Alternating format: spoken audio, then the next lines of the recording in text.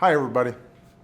This weekend, we'll dedicate the newest American icon on our National Mall, the National Museum of African American History and Culture. It's a beautiful building, 5 stories high and some 70 feet below the ground, situated just across the street from the Washington Monument. And this museum tells a story of America that hasn't always taken a front seat in our national narrative.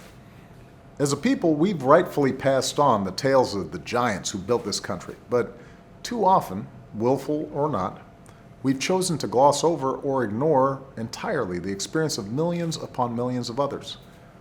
But this museum chooses to tell a fuller story. It doesn't gauze up some bygone era or avoid uncomfortable truths. Rather, it embraces the patriotic recognition that America is a constant work in progress, that each successive generation can look upon our imperfections and decide that it is within our collective power to align this nation with the high ideals of our founding. That's what you'll see inside. You'll see it in the shackles of an enslaved child and in the hope of Harriet Tubman's gospel hymnal. You'll see it in the tragedy of Emmett Till's coffin and in the resilience of a lunch counter stool and the triumph of a Tuskegee airplane.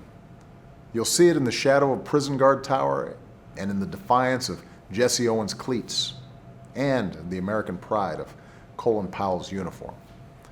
All of that isn't simply the African American story. It's part of the American story.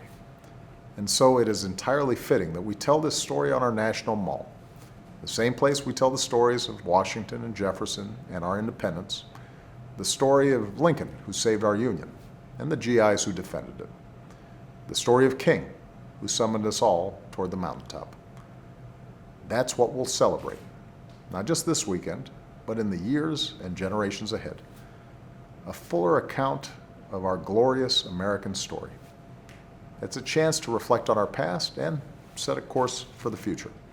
Because here in this country, all of us, no matter what our station in life, have the chance to pick up the pen and write our own chapter for our time. Thanks, everybody, and have a great weekend.